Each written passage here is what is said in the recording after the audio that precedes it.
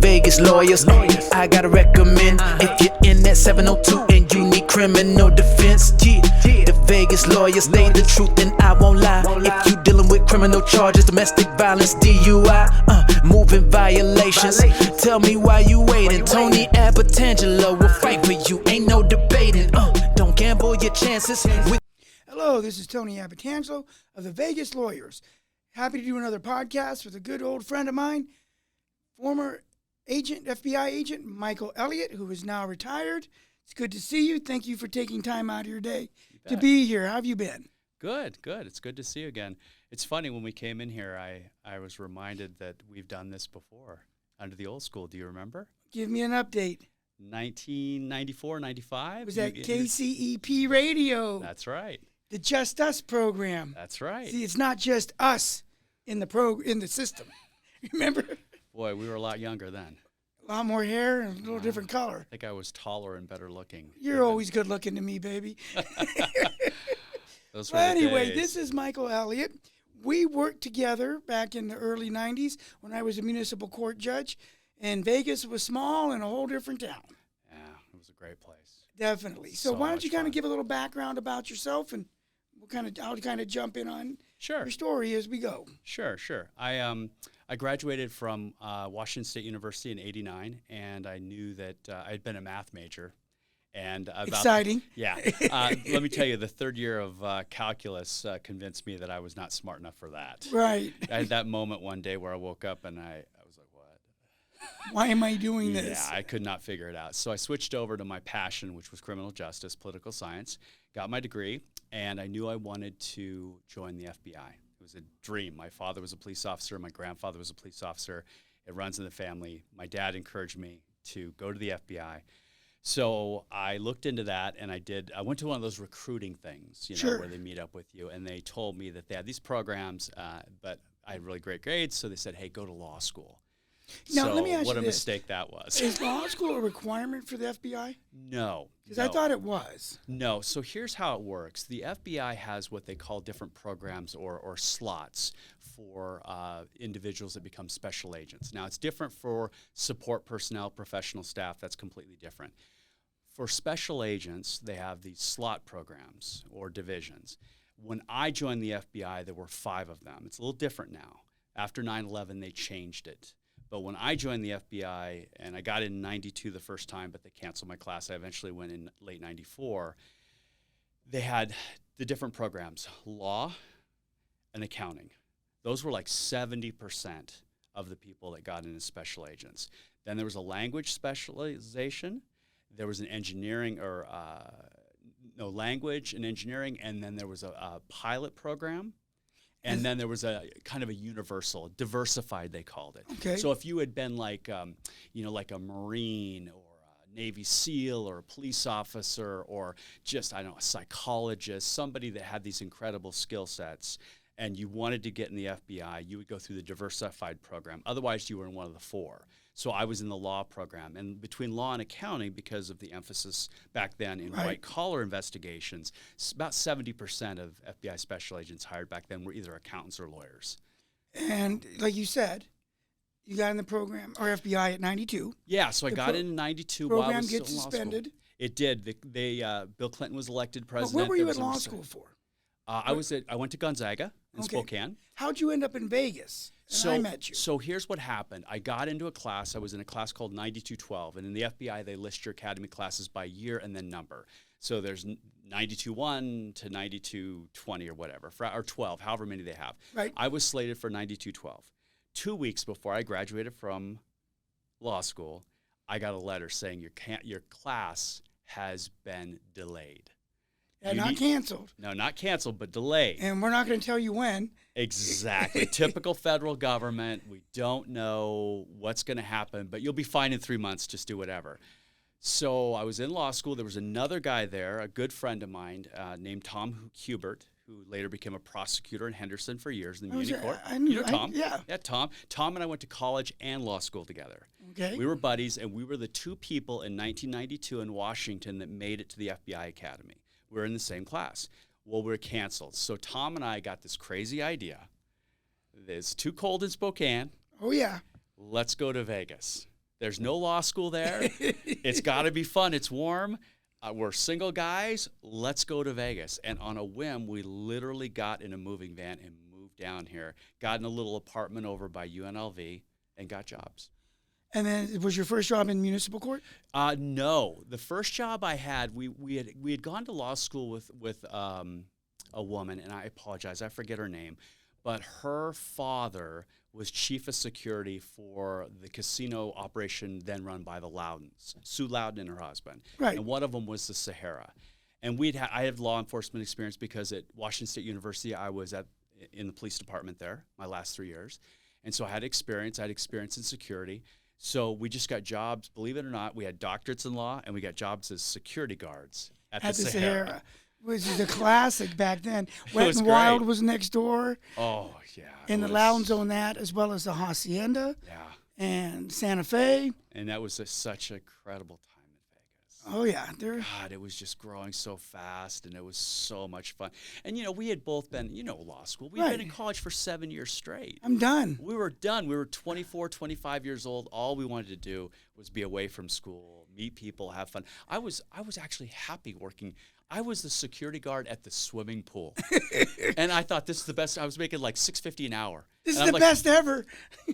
People in bathing suits. I'm from Spokane. It was the best job ever. I loved it. It was so much fun.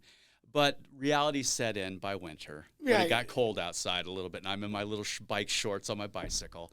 And so I started looking for a real job because we were only supposed to be on waivers for about 3 to 4 months. Well, by the time it hit September, October, we're like, what's going to happen? I contact my recruiter out of the Seattle office, and she said there's been a budgetary freeze.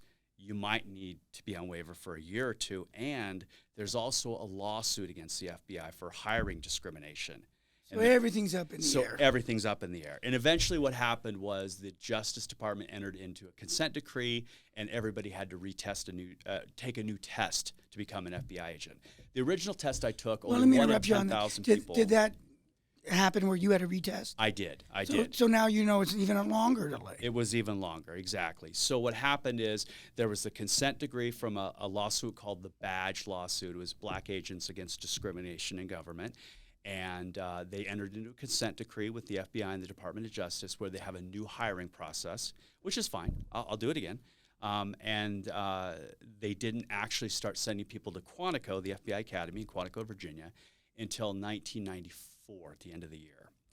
So I had like that 2-3 year period where I was here in Vegas. So eventually what happened was I was very lucky. I saw somewhere an ad for some part-time work at the City of Las Vegas Municipal Court in the Court Counseling Division. It was run by Sandra Scott. And that's where love blossomed between us. That's right. Because I remember you coming in, I'm like, what is this guy doing with a law degree, applying for the FBI? I get he's on hold, but that doesn't make sense. Running the community service / work program. Yeah. And the house arrest division. Yeah. And then we became friends, and you told me hey, I'm just, it's job opportunity, experience, and I have to wait. And eventually the time came where you went off to the FBI. I did. I got notified at the end of 94 that I could go. Stop that hand. Oh. We're going to get in trouble with the production people. Sorry, guys. So anyway, more importantly, let's talk about the good times. Forget all that FBI stuff. We can come back to that. Okay. So... I did eventually go in 95. I'm the youngest attorney judge ever elected. Yep. 28 years old in 5 days. Oh my God. Meet you. How old are you now? So I'm 57. I'm 56. So we're 28, 27, single. Yeah. I was 27. They gave me a badge. Do you have a badge too for house arrest? I did not. Oh, I did not. Probably good. I just filled in for house arrest. There was actually a formal supervisor there. I just helped out from time to time. And Vegas was still wide open back then. The corporations hadn't taken over. Oh. It was all family owned. Yep. It was all family owned. Like you mentioned. The Loudons owned the Pioneer in Laughlin. They owned the Sahara. They had, I think, 2 other properties. Hacienda and Santa Fe. Right, there you go. It was brand new. And they were the all Boyd new. Group was around, the Gone family. The Sahara, one time I was working at the Sahara, I was a personal bodyguard for, they had the Jerry Lewis telethon. Right. There. I had to protect Jerry Lewis one time. From himself? Wow. from all the people he offended, unfortunately.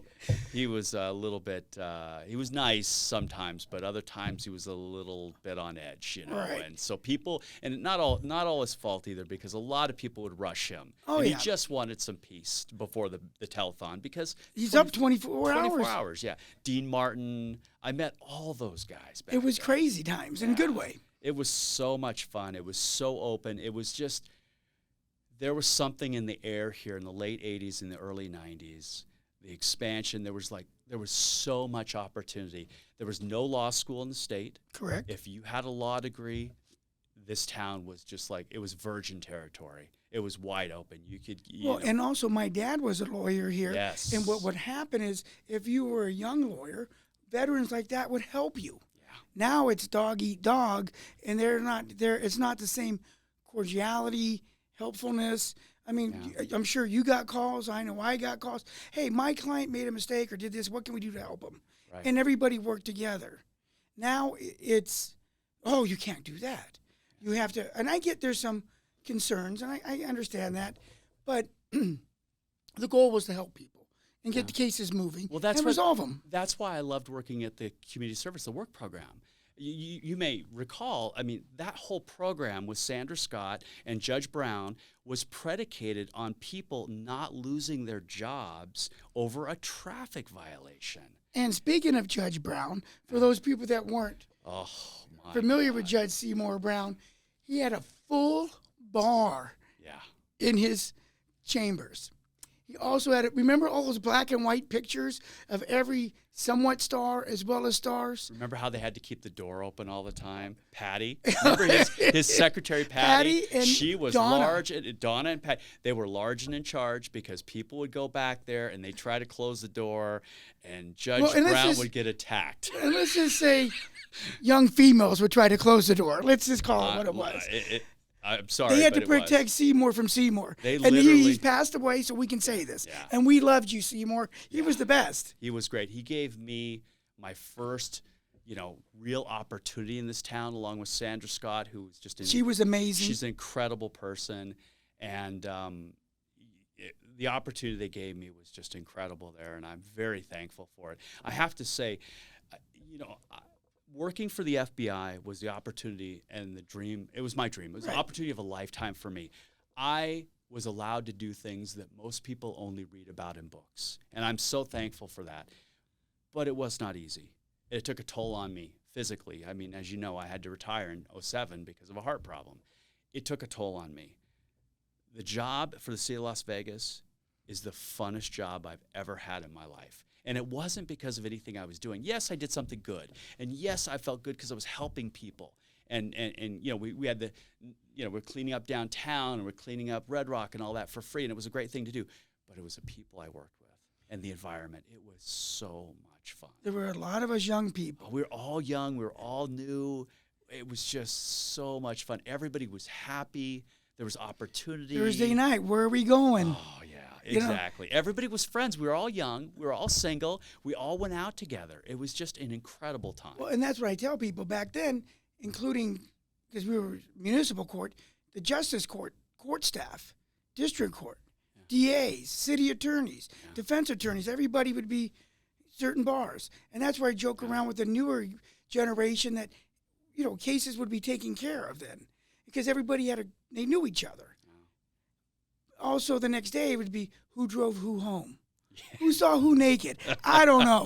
All I know is it was people were like we were humans, as opposed to now. It's a very, like you said, it's a heart problem. I mean, it's very serious. Yeah. I'm thankful to be my age now instead of a young DA or a young defense attorney because they don't mix like we used to. No, the stress I went through in the FBI is, and here's the interesting thing: when you're young and you're working hard, and you're trying to make a life, trying to build a life, trying to build a career, you do not realize the stress you put yourself under in those type of jobs. Lawyers, doctors, police officers, firemen, FBI, all the nurses, all that, teachers. Right. You do not realize until it's too late. And you're in your 50s or 60s, you suddenly realize, wow, I think I took a couple of years off my life doing that. And you don't realize the stress until you actually stop working. And then you realize, wow, I worked You know, that was hard. That was hard on my body. It was hard on my psychology. It was hard on my family. You know, I mean, you know the story. I mean, when I was in LA, you know, I ran a gang task force in LA from 97 to 07, and they came to my house and tried to kill me twice. Right. You know, it destroyed my marriage. I mean, it's... Well, let's jump into this stuff. This is you're an FBI agent. Right. You're in LA. So let's just back up a little bit, okay. just to close out the loop. So in '94, I went through all the testing again, the oral board in San Francisco, the new badge certified written test, the math test, the oral test, all that, and I got a academy class. But I couldn't go right away because I couldn't leave. I talked to Sandra Scott at the work program, and I just couldn't leave right away. It wasn't fair. They wanted me to leave in like a couple days. I said, no, I've got to do this. They said, okay. So they gave me a class later in April of 1995, and that's when I actually left. So from Quantico, after I graduated from Quantico, I went to San Diego. Okay. And so I was a single guy on the beach, living in Pacific Beach. Best weather in the country. Yeah, it was nice. I had an apartment right down at Pacific Beach. I was single, but I will say it wasn't the same as Vegas. Oh, California, it was different. I went to school for law school and you went to USD. Yep. Yeah. In San Diego. It's just not the same. Dude. Yeah, you know, exactly. Versus the energy of Vegas and... Yeah, no, it wasn't the same. Vegas was the West back then. It was like, it wasn't conservative, it wasn't liberal. It was like libertarian cowboy, right? It was just everything's okay. Just be a good person, be happy, be thankful. It wasn't political. I tell people growing up here, the golden rule is don't mess with anybody and nobody will mess with you. That's right. And if you get into some heavy stuff, then heavy things are going to come down. Yeah. It's really that simple. It really was. But yeah, going to San Diego. So I went to San Diego. I worked, I did background investigations for a year because that was mandatory back then. You're brand new. You're the low plus man on the totem pole. Under the Clinton administration, they'd had a hiring freeze, and then they started hiring a bunch of people, so they had to do background investigations. So there's a flood of those. Then I got a job working major Mexican narcotic trafficking on the Mexican border, and I did that for 2 years. That was hard. I got shot at a couple times there. I got the windows blown out of my car down in El Centro. That was crazy time because I was new, you know, didn't know what I was doing, right? It was a very interesting office, but I know this sounds crazy, but I may be the only person in the world, but I just don't like San Diego. I'm a desert mountain guy. The beach did nothing for me. I know I'm weird. But I just loved it, and I wanted to come back here. So what happened was... Well, let me ask you this. So you just kind of blew right over getting your window shot out. Oh, yeah. So let me ask you this. FBI, I always say they're like Noah's Ark. There's always two of you guys, right? Right. Not this day. This was a transition. Okay. So what happened, just real quick, to lay it out, we were following... Are you in a Crown Vic? It's more like a K car for the new agents. Okay. It's pretty bad. My first bureau car ever caught on fire and burned up. It was a K car. And that was from San Diego. Nobody else's problems but the car. Transmission caught It was on just fire. the car. Yeah. So I'm in the car. I'll never forget this. I was with a new agent named Eddie Velez, and we're doing a background interview. I'm driving this K car. It's got like 800,000 miles on it. It barely moves. Right. We pull up next to this lady, and she's smoking. And Eddie looks at me, and Eddie was from Puerto Rico. And Eddie had a super heavy accent, and he loved to cuss. He's a great guy. But he was in the Marines, and he just got that. He learned English in the Marines, so you can imagine the words. That's not good. So we're sitting there, I'm driving, and I look over, and he goes, "Man, we smoking." And I said, "Yeah, man, I hate it when people smoke. I don't like that. I grew up with that with my parents." He goes, "No, man, we smoking." I said, "Yeah, I know. I hate it. I could smell it." He goes, "No, man, the car's on effing fire." And I look over, and smoke's coming up in his window. And I'm like, "Oh, my God. My first ever FBI car is on fire." So we pull over to the side of the road, and we're spraying Pepsi and water on it to try to put it out. And part of it catches on fire, but it puts itself out. And so that was the end of my first ever government, my G ride. Stop tapping the table. My G ride. So anyhow, but to get back to the shooting incident. Yeah, let's get the juice. So this was not like the ones in LA when I worked in Compton. This was actually very mundane. What happened is we were just following a drug load in a semi-truck down from the San Diego area, San Ysidro, over to the Otay Mesa, right? Yep. The commercial port of entry over to Calexico, El Centro. And this group of Mexican drug traffickers was very sophisticated. I think they burned us. I'm not sure, but everybody believed that they burned us. And they went into a lot that it was a locking lot, and it had a bunch of trailers in there. So they went in there, they disconnected the truck from the trailer, and then they started switching them up, and like 5 of them all left at the same time. So yeah, they know what's going on. Right. So during that whole thing that happened, we actually unfortunately did lose the load, which, you know, happens from time to time. It's not a perfect science. It's difficult not at to all. do surveillance. It's not like TV where one guy follows his truck all the way through LA. It doesn't happen that way. It's more like an airplane. You got a couple of motorcycles, you got a tracking device, you got 5 guys in cars. It's not like TV. It's very, very difficult to do surveillance in the real world. In any event, what happened is we had a stationary van that was down by the border for another part of this surveillance, and it had listening equipment in it. And they had had me, since I was new, go there and spell the guy that was in there. He had to go to the bathroom or go whatever. So I'd parked my car there right when they moved. So we had jumped in another vehicle, and we took off. Then we lost the load. He dropped me off. I went to the car. He took off, and I don't know what happened, but somebody shot out the window of my car right when I got there. So I don't know if they're shooting at me, they're shooting at the car, I don't know, but they shot a hole right through the window of the car. But it wasn't like what happened in Compton or what happened in Playa del Rey, because it was just one of those weird things where on the border weird things happen.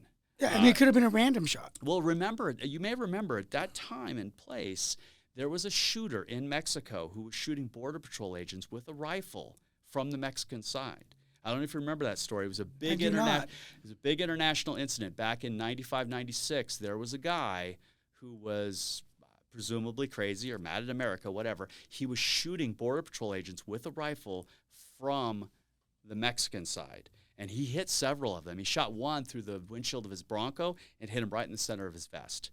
Luckily, it didn't kill him because it was a very long trajectory, went through the window, hit the vest. It stopped it.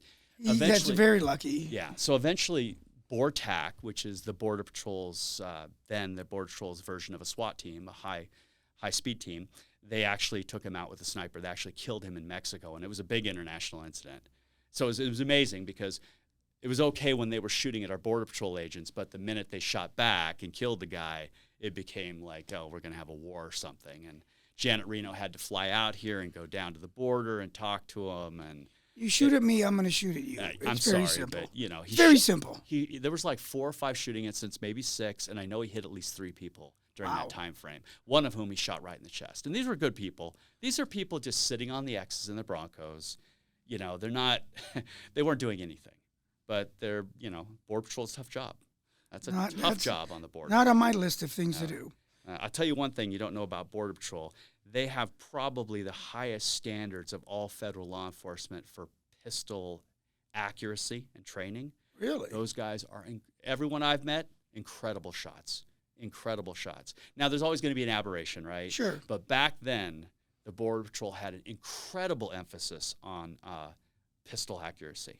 They were incredible. All right, well, let's go back to you, Mr. Elliot. Right. So then, you got. how'd I end up in Compton? How'd you end up in Compton running a drug task force? So I'm down there, and I'm in San Diego. Didn't really care for it. It just didn't click for me. Right. And what the FBI, when they have transfers and they have jobs open, back then they would send out what was called an airtel, and the air telegram. It's just a memo. Right. And they send it out, and it's a canvas for a job. And a canvas came out to run a gang task force in Compton, California. Nobody in the entire bureau put in for it. Except for one guy. Not one person. Not even you. I put in for it. After nobody put in for it, they canvassed again. I put in for it. It was a voluntary transfer. Sure. They paid for it. I was single guy. I didn't like San Diego. I don't know why I didn't like it. I just didn't like it there. And I thought, hey, gangs, Compton, why not? I only live once. Almost only lived once, right? So I volunteered, and I moved up there. I worked for a great guy named Robert Jones. I worked for Steve Gomez, who you may have heard. He's a commentator for ABC News. He was a great agent. He was an SAC eventually. He's now SAC is Special Agent in charge? In charge, yeah. He eventually was a Special Agent in charge. He actually he runs now the Mission Band of India, the largest, trying to forget the name. I forget the name now, but anyhow, they just bought the Palms. Okay. So the reason I'm having trouble is they changed their name from the blank Mission Band of Indians to their actual Native American name. I have trouble saying it. No But worries. it's basically the California Native American tribe in LA that owns the Palms now. Steve's head of security there, but he was my supervisor. So I worked with great people. They just let me alone. I went down to Compton. I formed a 12-person task force. It was an alphabet soup of agencies. We had ATF, INS before the changeover of 9/11. We had HUD, who was working gangs heavy under the Clinton administration, believe it or not. We had IRS, CID. So we had the IRS down there. We had the Compton Police Department before they went under, the LA County Sheriff, the FBI, and the DEA. And we were doing wiretaps, surveillance, huge drug and gang cases. Let me ask you this. Is that have any connection with the Mexican cartel? So it does, to the extent that a lot of, and I'm going to use the terms that we used then, so I don't want to offend anybody, but the vernacular for gang work in the 1990s was this. You had basically white supremacist bikers, meth heads, right? Right.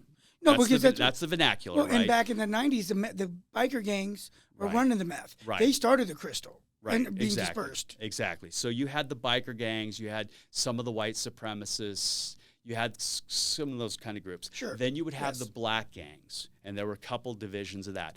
Bloods, Crips, because they both originated down in Compton in the 60s, right? And then you had the other ones that are in Chicago, the Kings and those groups. And then you would have what they would refer to as the Hispanic gangs.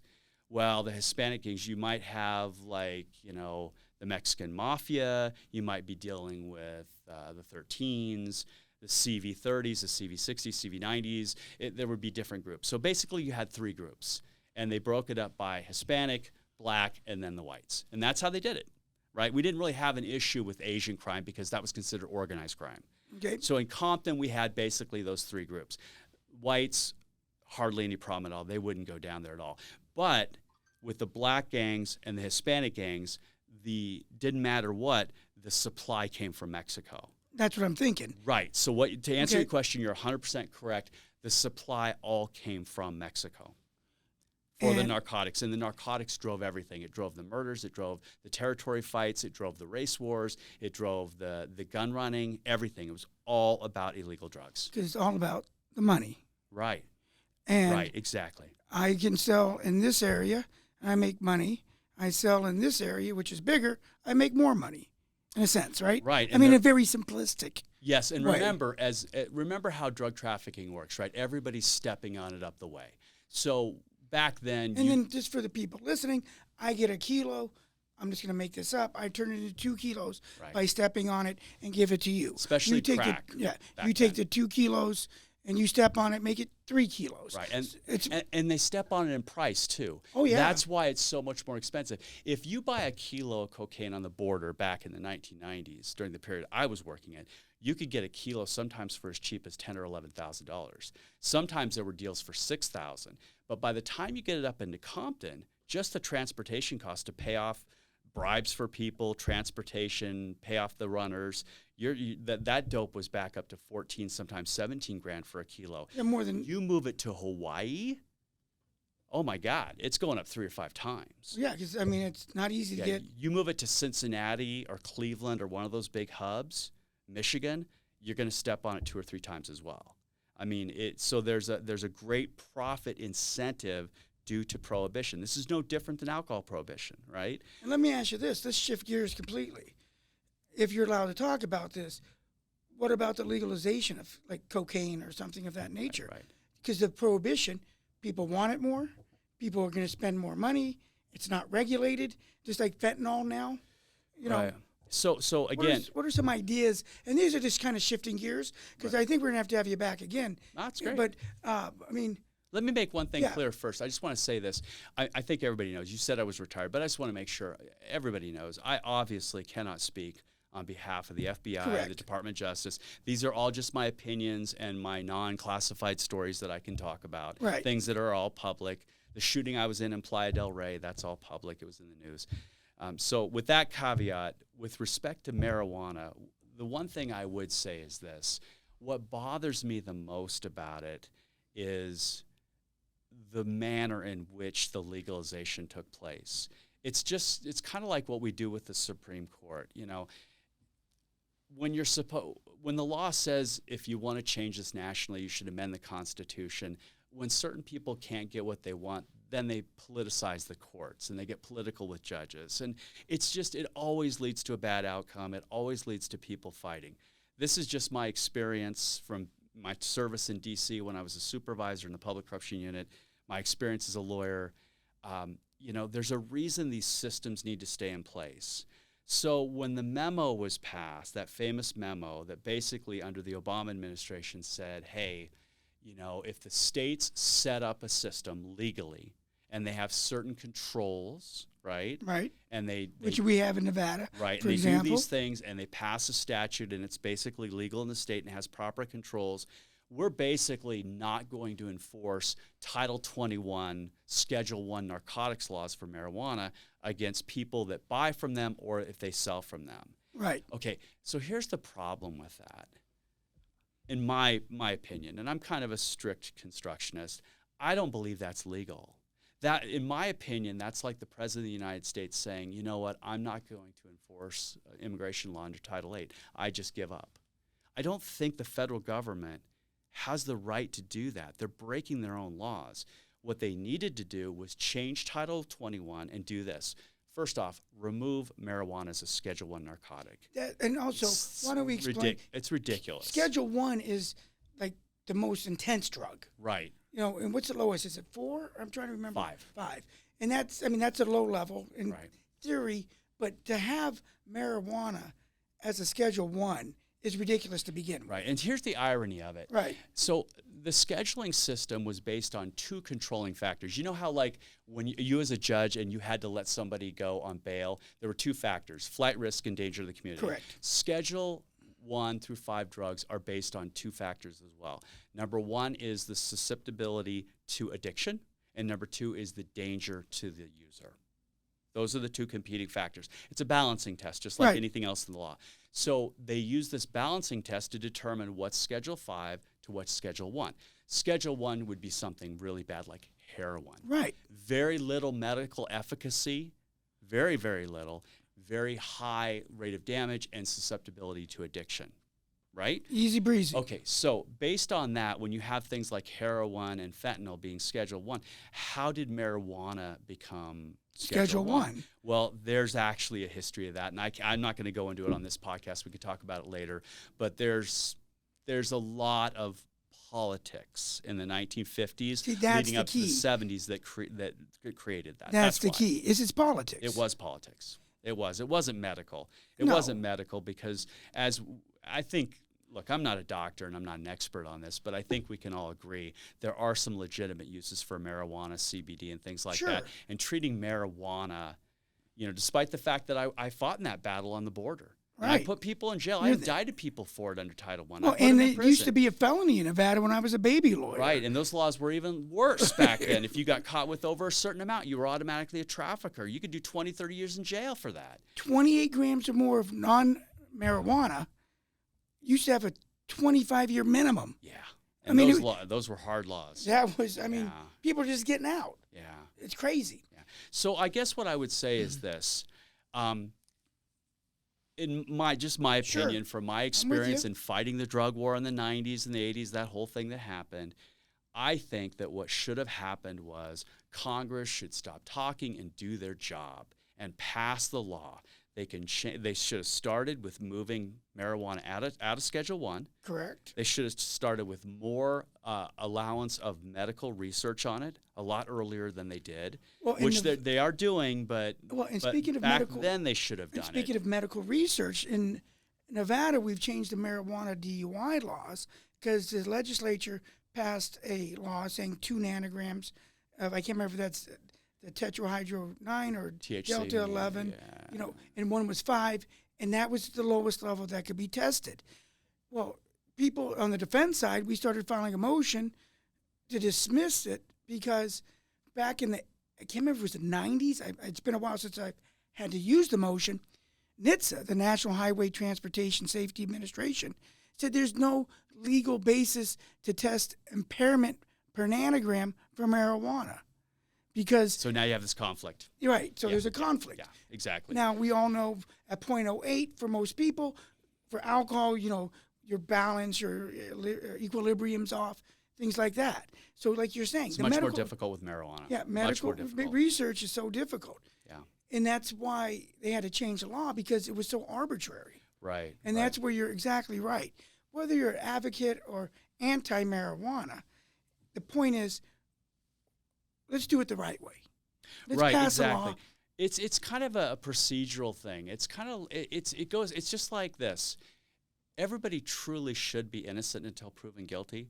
I don't care if you're the toughest street cop or you're the most liberal lawyer. It doesn't matter. Everybody's innocent to proven guilty because we have a process that protects us from the government, because the government has a huge fist. And when the government doesn't properly follow its own rules, you end up in these terrible situations where one deputy attorney general for criminal can pass a memo that says, listen, states, if you do this, we're not going to prosecute you. It created chaos with the FBI, the DEA, Customs, everybody involved in it. It wasn't fair to them. They didn't know how to handle it. It's not fair to the people. It's not fair to the think about this all the way down the line. I'm a lawyer. I'm representing a guy now that wants to get a marijuana license. Technically, I'm in violation of my bar license. Remember that issue? That was big in Nevada.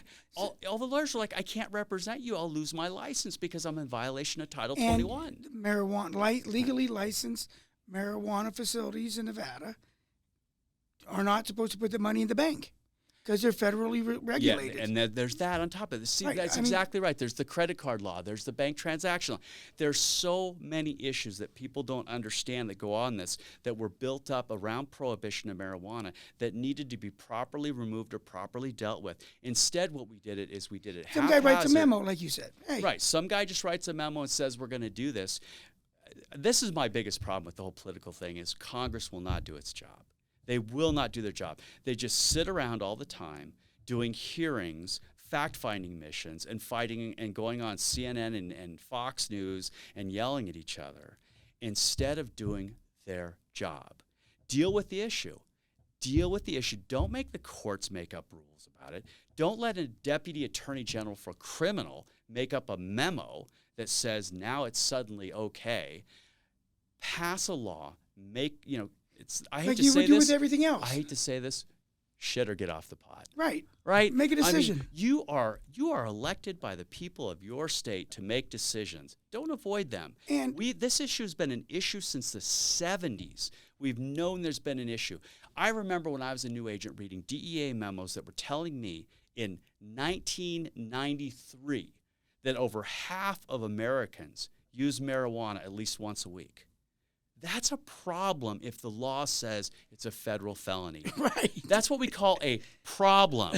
Or if you're an FBI agent, that would be a clue that something's wrong. Right. Something's wrong with the system. So you need to 'Cause- deal with it. 'cause Nobody would deal with it. And I'm not saying sitting here saying, well, I would have advocated making it legal, because I don't even have to get to that issue because the system's broken. Right. Well, and that's the part of the problem. Nobody's got the guts to stand up and make the right call. Because the big picture, too, is this isn't the 50s or the 70s. Right. There's a whole different view. And a classic example of that is Bill Clinton saying, I smoked it but didn't inhale it. But because back then, and that's just the 90s, it was such a taboo thing to say that you smoked marijuana and you're an elected official.